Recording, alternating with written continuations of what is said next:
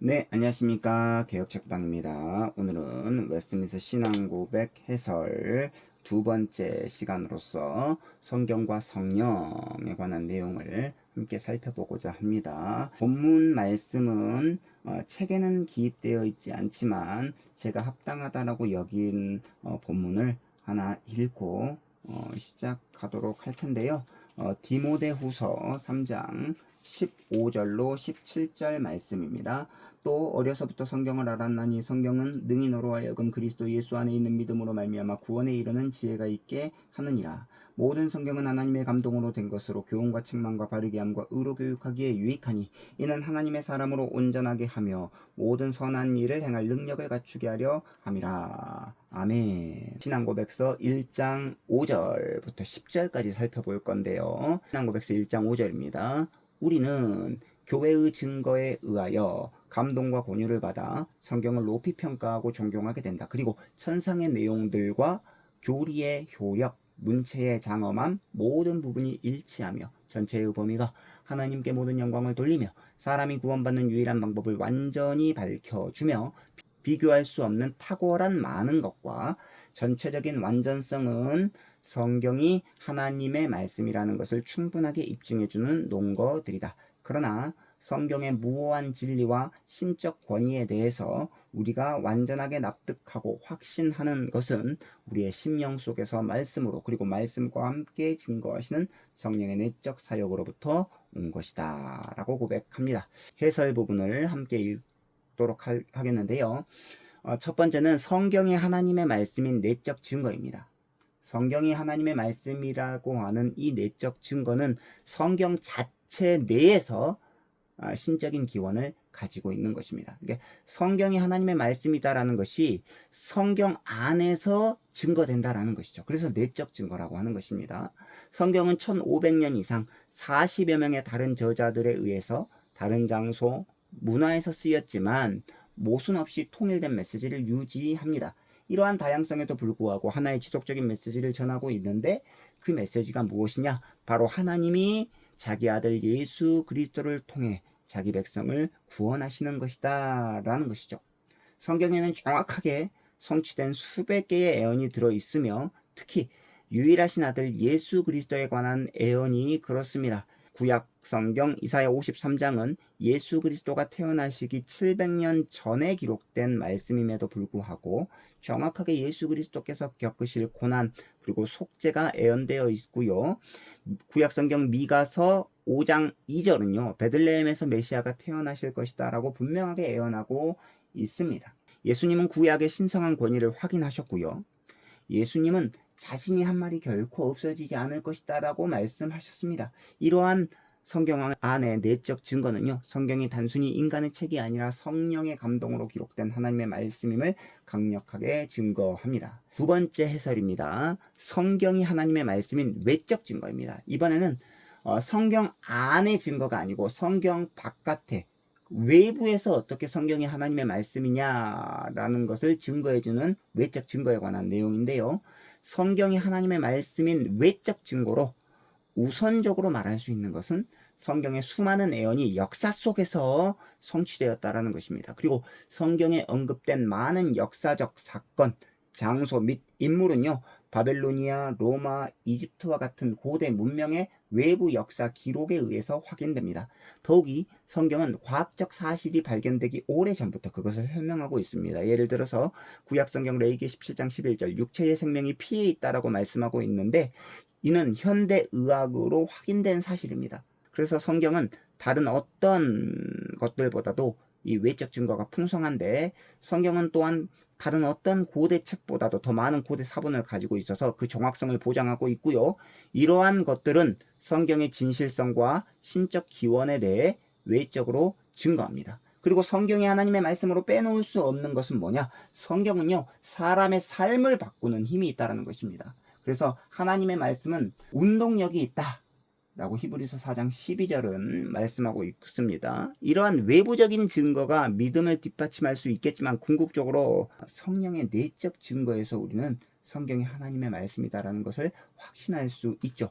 그래서 세 번째로 우리가 살펴보아야 될 내용은 성령의 내적 증거에 관한 내용입니다.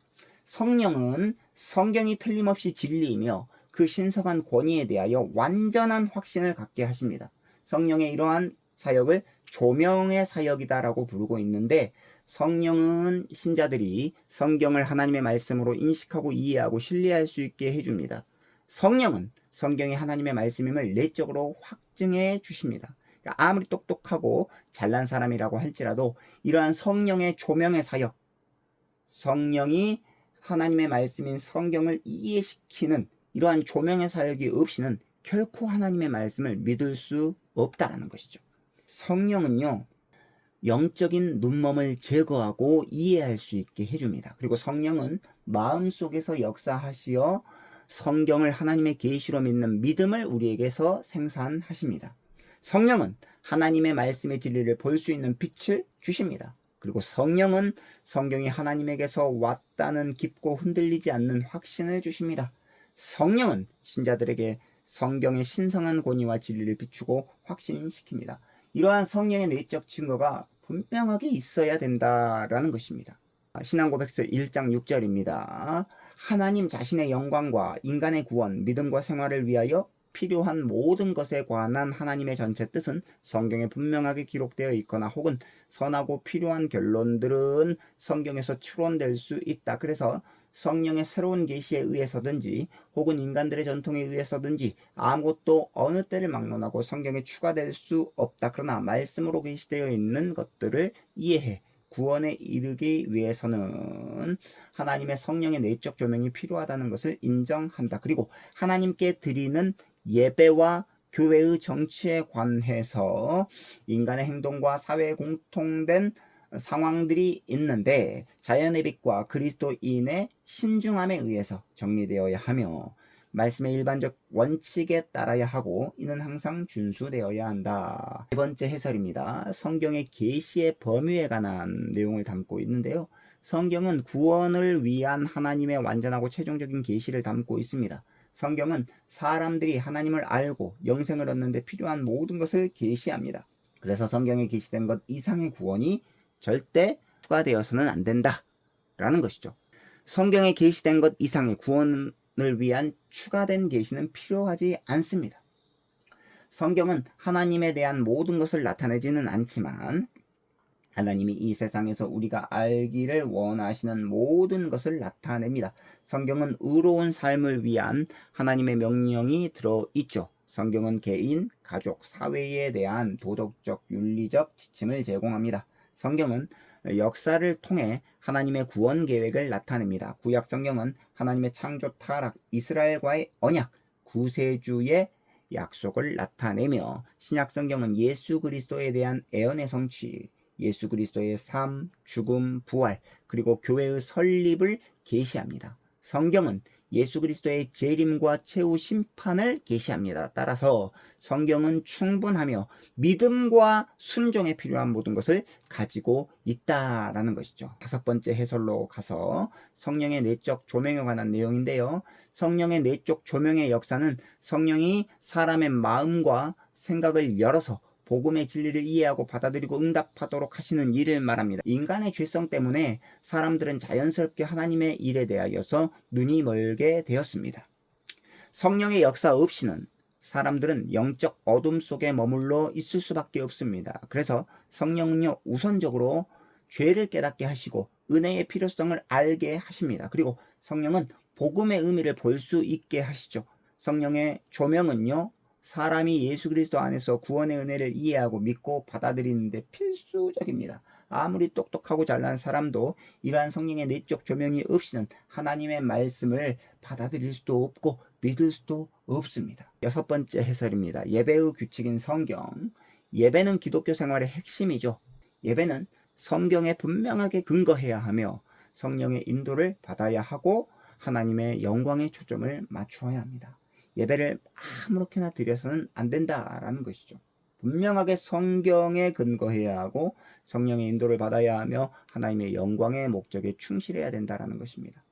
신앙고백서 1장 7절입니다. 성경에 있는 모든 것은 모두 같은 정도로 단순한 것이 아니며 모든 사람에게 같은 정도로 분명한 것도 아니다. 그러나 구원을 위해서 필수적으로 알려진 것들과 믿고 지켜야 할 것들은 성경의 이곳과 저곳에 아주 분명하게 게시되어 있고 밝혀져 있기 때문에 유식한 사람뿐만 아니라 무식한 사람일지라도 통상적인 방법을 적당하게 사용하면 그것들을 충분히 이해할 수 있다. 첫 번째 해설은 성경의 단순성과 명확성입니다. 성경은 구원에 필요한 모든 것들이 너무나 분명하게 게시되어 있어서 학식이 없는 사람들, 즉 신학 교육을 받지 않은 사람들도 은혜의 통상적인 수단, 그러니까 하나님의 말씀을 읽고 듣고 전파하는 것을 통해서 충분히 이해할 수 있다는 것이죠.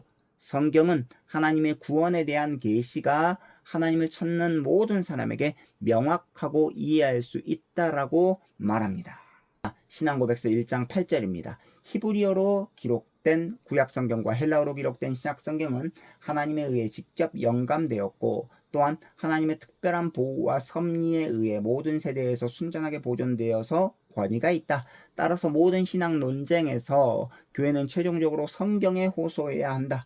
하나님의 모든 백성은 성경에 대한 권리와 관심을 가지고 있으며 하나님을 경외하는 마음으로 성경을 읽고 연구하도록 명령받았지만 성경의 원어를 모든 사람이 아는 것은 아니다. 따라서 성경이 전수된 각 나라의 자국어로 번역되어야 한다. 그래서 하나님의 말씀이 모든 사람에게 풍성히 거하게 하여 그들이 하나님을 올바른 방법으로 예배할 수 있게 하며 성경이 주는 인내와 위로를 통하여 소망을 가질 수 있게 해야 한다. 해설 8번째는 그래서 성경의 최종적 권위가 뭐냐라는 내용인데 모든 신앙과 교리 문제에 대한 최종 호소는 반드시 오직 성경에 해야 합니다. 성경은 영감을 받은 무오한 하나님의 말씀이죠. 성경은 단순히 인간의 말이 아니라 하나님 자신의 계시이기 때문에 모든 신앙 문제에 대한 최고의 권위가 된다라는 것입니다. 성경은 진리의 궁극적인 기준이죠. 그래서 인간의 권위와 전통은 오류가 있을 수 있다는 것을 기억하면서 우리가 지금 공부하고 있는 이 웨스트민스터 신앙 고백서조차도 인간의 고백이 담긴 고백 문서이기 때문에 오류가 충분히 있을 수 있다는 것을 기억하고 항상 우리는 성경으로 모든 것들을 판단해야 된다라는 것이죠. 성경을 통해서 교회 역사, 신앙 고백, 신학은 하나님의 말씀으로 시험해 보아야 된다라는 것입니다. 믿음과 경건에 필요한 모든 것은 오직 성경에서만 찾을 수 있으므로 성경은 신앙적, 교리적 논쟁에서 최종적인 기준이 된다라는 것입니다. 신앙고백서 1장 9절입니다. 성경 해석에 관한 내용을 담고 있는데 성경 해석의 무한 법칙은 성경 자체다. 따라서 어떤 성경 구절의 참되고 완전한 의미에 대하여 의문이 생긴 때에는 보다 분명하게 말하고 있는 다른 구절로 연구되고 알려져야 한다 라고 고백합니다. 9번째 해설, 성경 해석 방법에 관한 내용인데요. 성경을 해석하는 무한 규칙은 성경이 성경을 해석해야 된다는 것입니다. 이것을 가리켜서 신앙의 유추 또는 성경이 성경을 해석한다는 것이다라고 합니다. 종교개혁자들은 바로 이렇게 성경이 성경을 해석하는 방법을 통해서 성경을 해석했습니다. 이 원칙은 성경의 분명한 구절을 사용하여서 불분명한 구절을 해석해야 하며 영감을 받고 통일된 하나님의 말씀인 성경은 스스로 모순되지 않는다라는 것을 의미합니다. 왜냐하면 성경은 성령의 감동으로 기록되었기 때문입니다. 자, 1장 10절의 고백입니다. 신앙에 대한 모든 논쟁을 종결하며 교회 회의의 모든 신조와 고대 교부들의 의견과 인간의 교리들과 거짓 영들을 시험하고 우리가 안주해야 할 선언을 하는 최상의 재판관은 성경 안에서 말씀하시는 성령 외에 아무도 없다.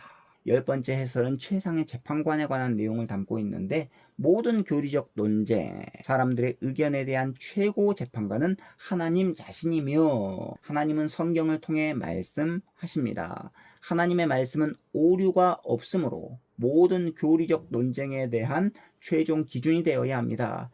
예수 그리스도 자신이 모든 교리와 교회 결정에 대한 최종 재판관이십니다. 성령은 또한 믿는 모든 사람들의 교리 문제를 올바르게 판단하도록 조명해 주십니다. 그러니까 최상의 재판관을 말하면서 성부, 성자, 성령 삼위일체 하나님을 내밀고 있다라는 것이죠. 최상의 재판관은 삼위일체 하나님이시다 라는 고백이 웨스트민스터 신앙고백서의 고백입니다. 자, 오늘은 여기까지 우리가 살펴보았고요. 다음 시간에는 세 번째 시간으로 신앙고백서 제2장을 가지고 찾아뵙도록 하겠습니다. 좋아요와 구독은 저에게 큰 힘이 됩니다. 감사합니다. 안녕히 계십시오.